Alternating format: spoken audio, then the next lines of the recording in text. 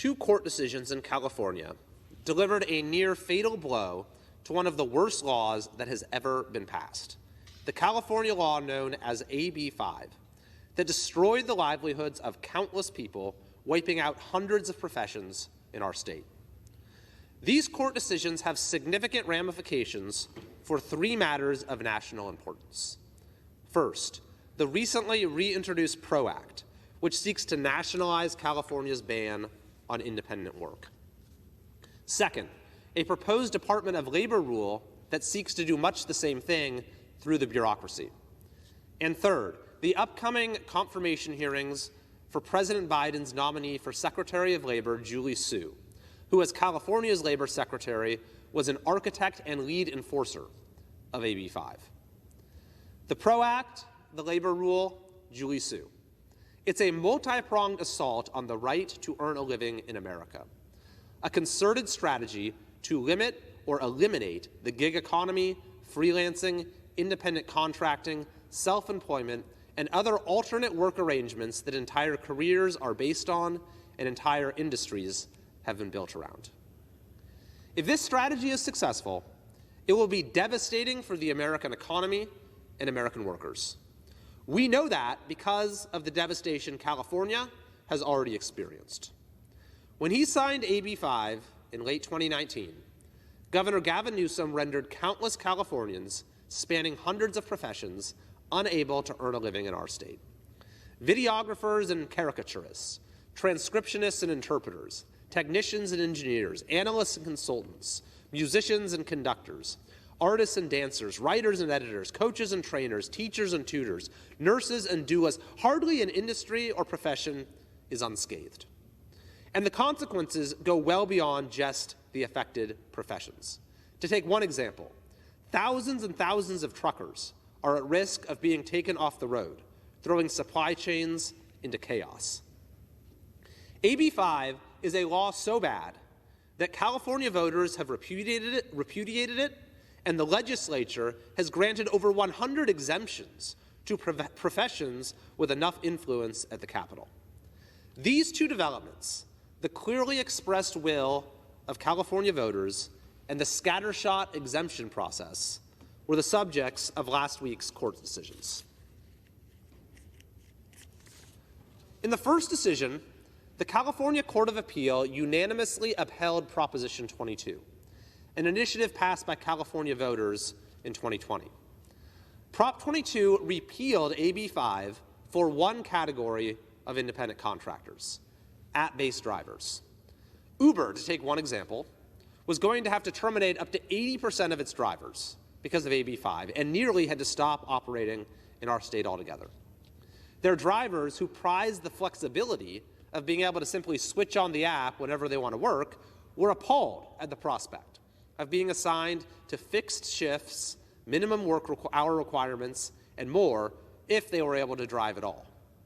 So Prop 22 was proposed to preserve the independent contracting model for these drivers and enable services like Uber and Lyft to continue in California.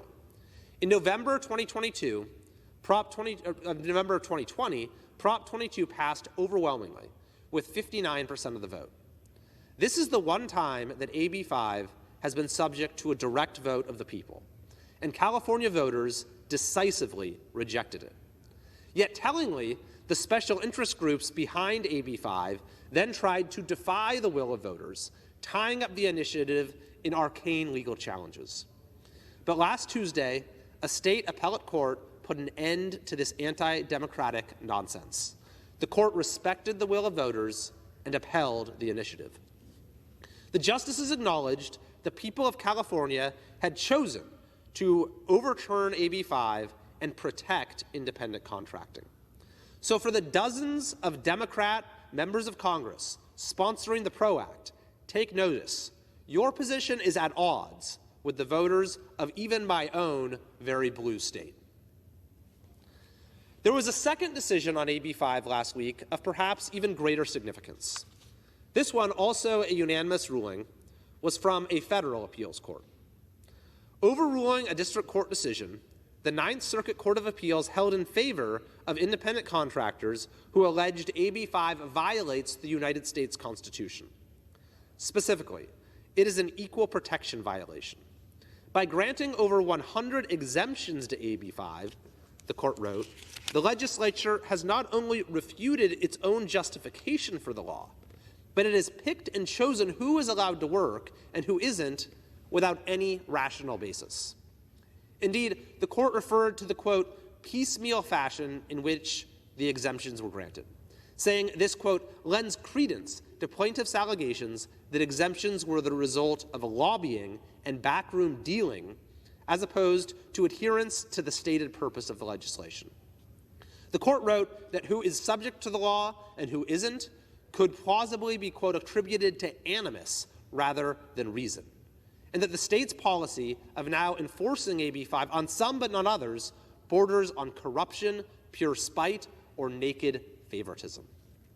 For this reason, the court found that the constitutional case against AB 5 passes the rational basis test, which is notoriously difficult to pass. Under that standard, a court will only strike down a law if there is not any reasonably conceivable state of facts that could provide a rational basis for it. In this case, the court explained that even under this fairly forgiving standard of review, we conclude that plaintiffs plausibly alleged that AB 5 violates the Equal Protection Clause. Why in the world would a law that, per the Ninth Circuit Court of Appeals, lacks any rational basis be transformed into national policy, ensnaring millions of Americans in its web of corruption, animus, and economic failure? Why would we take a law so bad that legislatures felt the need to unconstitutionally award 100 exemptions to their friends and say this is our model for the American workforce? There is no good reason at all. No good reason why a law that the voters of Deep Blue California rejected should be the template for national labor relations, as the PRO Act seeks to do. No reason why a law that cannot be justified by any reasonably conceivable state of facts should be imposed by executive fiat nationwide, as the Biden administration's labor rule would do.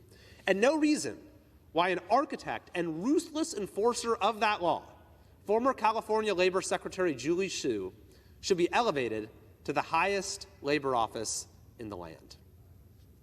Julie Su's historic failure to deliver unemployment checks to millions of Californians, along with her allowance of the largest fraud of taxpayer dollars in history, are easily disqualifying from the standpoint of competence.